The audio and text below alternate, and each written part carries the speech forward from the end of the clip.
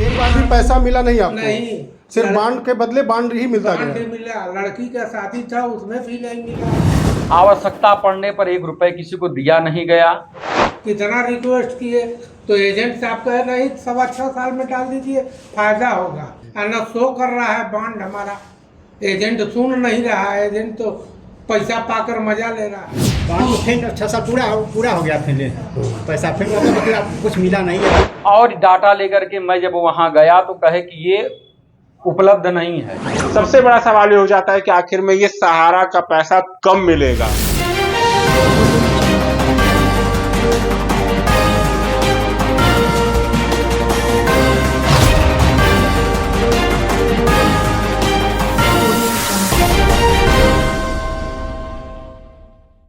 साथियों नमस्कार। जैसा आप जानते हैं 3, 4 और 5 सितंबर 2024 को माननीय सुप्रीम कोर्ट में सुनवाई हुई। हालांकि उस सुनवाई का कुछ तथ्य सामने आया है जिसका विश्लेषण मैं अपने चैनल के माध्यम से या तमाम यूट्यूबर साथी अपने अपने तरीके से विश्लेषण करके आम निवेशकों तक सूचनाएं पहुंचा रहे हैं। कंप्लीट ऑर्डर अभी आया नहीं है, जैसे ही आएगा पूरा कंप्लीट ऑर्डर लेकर के और उस पर एक वीडियो बना करके आपके सामने प्रस्तुत करूंगा।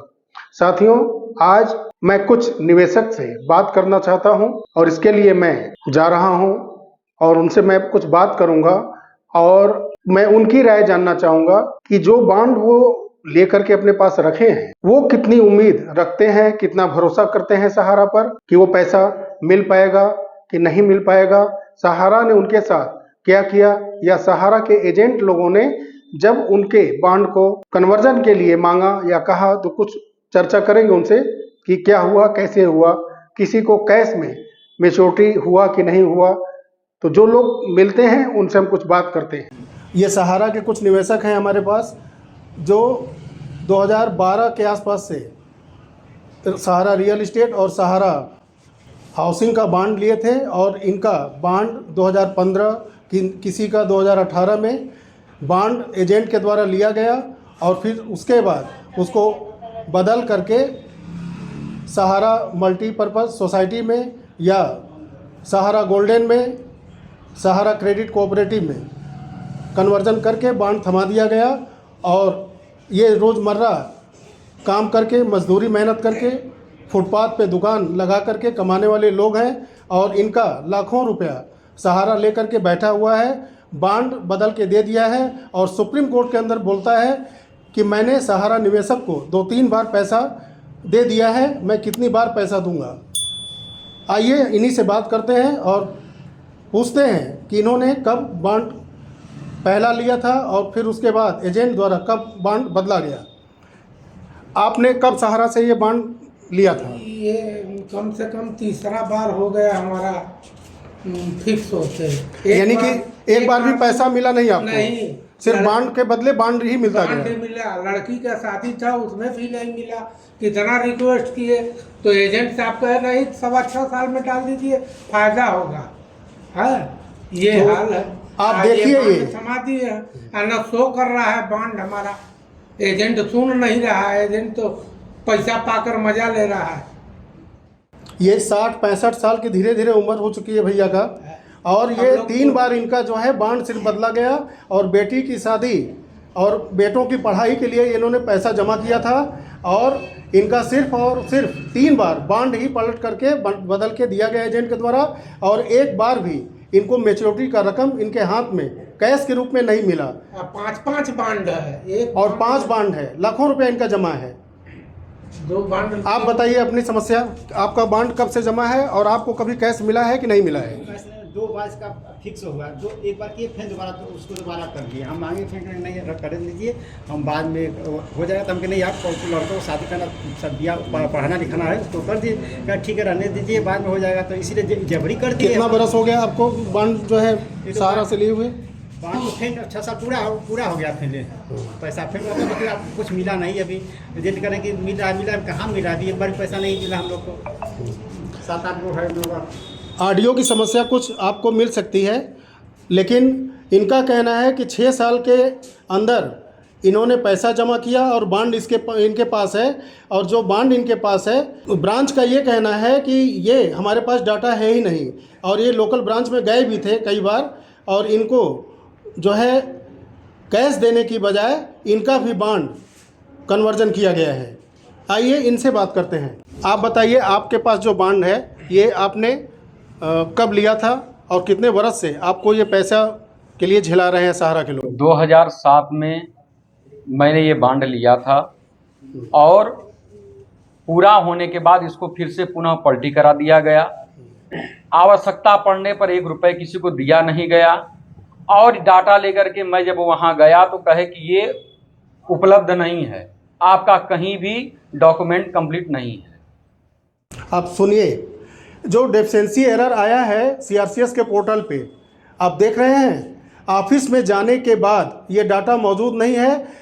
वो ऑफिस वाले बोल रहे हैं जिन्होंने इनको बांड दिया है, उस ऑफिस का कहना है सहारा के कि इनको जो बांड दिए हैं उसका डाटा वहाँ मौजूद नहीं है। यही है डेफिशिएंसी एरर, और यही है सहारा का सबसे बड़ा घोटाला। आप देखिए, समझना पड़ेगा इस चीजों को कि आखिर में जो सहारा का घोटाला है, घोटाला हुआ क्यों, पहले इस चीजों पे भी चर्चा कर ले, क्योंकि बेबाक बोल में हर चीजें दिखाई जा रही हैं और जनता से हित की जुड़ी हुई चीजें जो आप वीडियो बनाते, समझिए उस चीजों को। सहारा जिस हिसाब से, जहां पर सुमित्रा राय ने अपना गोरखपुर में धंधा स्टार्ट किया था, उसके बाद वो प्रदेश की पूरी जो हृदय कहा जाता लखनऊ से उन्होंने स्टार्ट किया। कई मंत्री इसके अंदर जुड़े, जैसा कि एक अमर सिंह जी का भी नाम आता है इसमें, कि जो सहारा से बड़े करीब थे, और कहीं ना कहीं जो सहारा को स्टैंड करने में भी, ये मैं नहीं कह रहा हूं, बेबाक बोल नहीं कह रहा, लोग कहते हैं कि भाई वहां पर उनका एक सीधा बर्दाश्त हाथ था। उसके बाद सहारा इंडिया ने जो अपने बेटे की शादी में कई हजार करोड़, आखिर में किसका पैसा है वो आम जनमानस का ही पैसा है।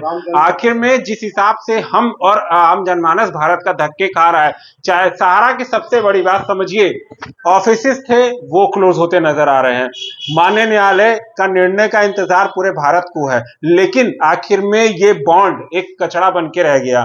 आखिर में जिस हिसाब से लाखों के लोगों ने इसमें इन्वेस्टमेंट किया था कि मेरी बेटी की शादी में सहारा से पैसा निकाल लूंगा, मैं अपने बच्चे की शादी में, अगर मेरा बच्चा विदेश जाता है तो सहारा है ना मेरे लिए, तो ऐसे इन्वेस्टमेंट किया, लेकिन उस इन्वेस्टमेंट का क्या फायदा रहा। आखिर में ये जो कागज है सहारा बेसहारा करके चला गया।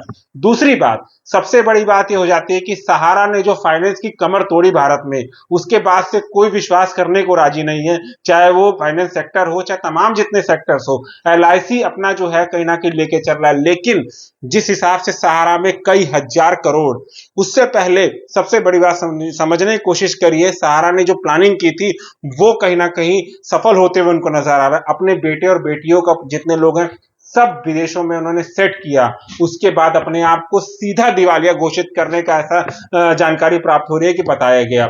उसके बाद जितने होटल्स हैं, जितने व्यवसाय है विदेशों में, वो कहीं ना कहीं सहारा ने पूरा फैलाया। लेकिन इस चीजों पर फिर एक बार गौर करिएगा कि आखिर में ये पैसा किसका, वो आप ही लोग का पैसा जो इन्वेस्टमेंट विदेशों में हुआ।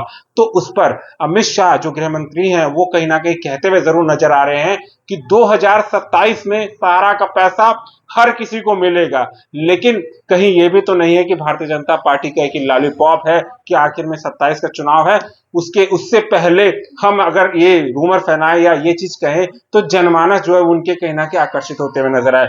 सबसे बड़ा सवाल ये हो जाता है कि आखिर में ये सहारा का पैसा कब मिलेगा।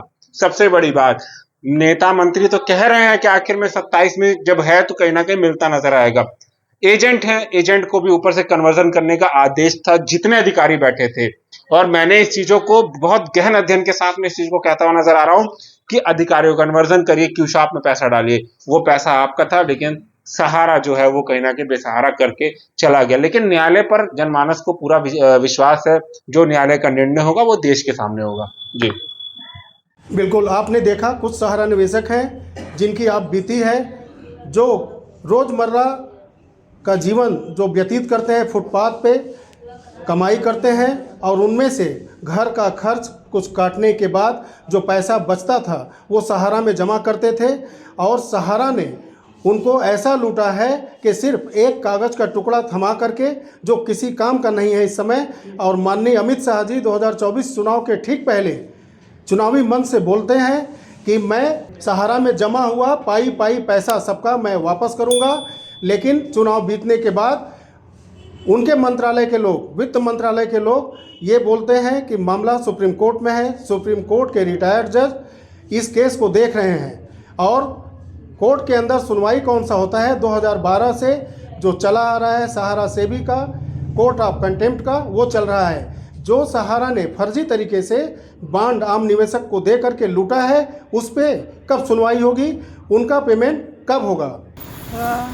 सरकार सुप्रीम कोर्ट से अनुरोध है कि हमारा पैसा सहारा इंडिया का जमा पैसा वापस करो। जमा पैसा वापस करो। बताओ। 7 साल 200 जमा कैले जा आ फिर 10,000 5,000 का साल में कैले है। एक बार भी पैसा मिला कि नहीं आपको? एको रुपया ना। अब बताइए, ये महिला है जो घर के अंदर काम करती हैं और घर के पुरुष लोग कमा करके लाते हैं और ये बचत करती हैं। घर चलाने के बाद जो बचता है वो पैसा सहारा में जमा कराती हैं। लेकिन इनका भी सुन लीजिए आप कि 200 रुपए प्रतिदिन, 100 रुपए प्रतिदिन करके इन्होंने सहारा में जमा किया और 1 रुपए सहारा की तरफ से इनको भी नहीं मिला है। ऐसे ऐसे रोजमर्रा जीवन में काम करने वाले पुरुष महिला का न जाने कितना पैसा सहारा ने लूटा और उन्होंने सिर्फ अपना बनाया, अपने से जुड़े मंत्रियों का बनाया और राजनीतिक दलों का बनाया। यही सिर्फ सहारा ने किया है आम जनमानस को लूट करके। ऐसे न जाने कितने जो निवेशक हैं जो सहारा के द्वारा लूटे और ठगे गए हैं, उनके विरुद्ध मैं आवाज उठाता रहूंगा सहारा के विरुद्ध में और ऐसे निवेशक को हमेशा मैं सामने लाता रहूंगा। तो साथियों, आपने देखा एक मीडिया साथी भी मिले थे, उसमें उनके पिताजी के नाम से बांड जमा है और वो काफी रोष में है। वो तो सहारा का पूरा कहा जाए तो उस कंपनी का और उस कंपनी के मालिक आज जो इस दुनिया में नहीं है, उनकी पूरी लगभग कलई खोलने की स्थिति बना दी थी उन्होंने। लेकिन जो स्थिति है, सहारा ने स्थिति उत्पन्न कर दिया है कोर्ट के अंदर। उनके वरिष्ठ वकील कपिल सिब्बल जी जो उन्होंने टिप्पणियां की हैं सहारा की तरफ से कि मैं एक ही निवेशक को 2-3 बार पैसा क्यों दूं, तो कुछ ऐसी ऐसी बातें हैं जो मन में संदेह पैदा करती हैं कि सहारा का जो कन्वर्जन का बांड हम लोगों के पास, उसका पैसा कैसे मिलेगा।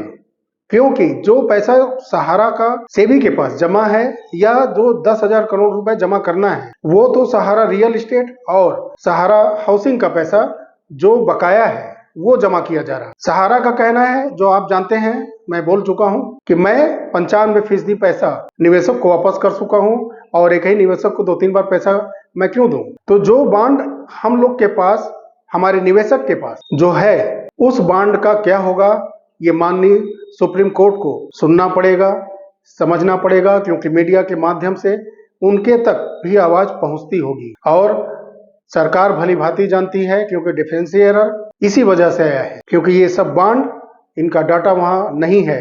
और सबसे दिलचस्प बात कि जब ऑफिस पर डाटा अपलोड कराने के लिए कुछ निवेशक जाते हैं तो उनसे कहा जाता है कि ये डाटा ही हमारे पास नहीं है। सहारा के ऑफिस से ये बात सुनने में आता है। अब बताइए कि इतना बड़ा धोखा करने के बाद बांड जो रखा हुआ है निवेशक के पास, वो बांड बिल्कुल एक प्रकार से धोखा करके वो एक प्रकार से कागज का टुकड़ा जैसे थमा दिया गया है। ये पैसा तभी मिलेगा जब आम निवेशक शांतिपूर्ण तरीके से पहले सोशल मीडिया के जरिए और शांतिपूर्ण ढंग से कुछ जगहों पर अपनी बात मीडिया के माध्यम से रखें और कुछ मुख्यालय पर जाकर के ज्ञापन दें, चाहे वो संख्या 50 हो, 100 हो, 500 हो, 1000 हो। और मैं एक कोशिश अपने तरफ से कर रहा हूं कि जिनके बांड कन्वर्जन के हैं या जिन्होंने अपनी गाढ़ी कमाई कैश में जमा की है और उनका भी मैच्योरिटी नहीं हुआ है, वो भी बांड लेकर के रखे हुए हैं, ऐसे निवेशक से हमारा काम है संपर्क करना और संपर्क करके उनके वीडियो फुटेज और उनके बांड का जेरॉक्स मैं लूंगा और धीरे धीरे इसको मैं इकट्ठा करूंगा और सबको लेकर के कम से कम अपने जिला कोर्ट पर जाऊंगा और एक याचिका मैं दूंगा और बतौर वीडियो क्लिप के साथ पेन ड्राइव में मैं दूंगा और सबकी बात रखूंगा। सहारा के धोखाधड़ी का पर्दाफाश करते हुए मैं एक याचिका दूंगा। याचिका के माध्यम से अनुरोध करूंगा माननीय कोर्ट से कि एक नोटिस जारी करें सहारा को कि ये बांड आपके ऑफिस से दिया गया है और इसका जो है मैच्योरिटी आप कब कर रहे हैं। और मैं अपने निवेशक बंधु से और सोशल मीडिया के माध्यम से, इस वीडियो के माध्यम से सभी से अनुरोध करता हूं कि आप कहीं भी साइन नहीं करेंगे, किसी को अपना बॉन्ड नहीं देंगे, ज़ेरॉक्स कॉपी भी नहीं देंगे।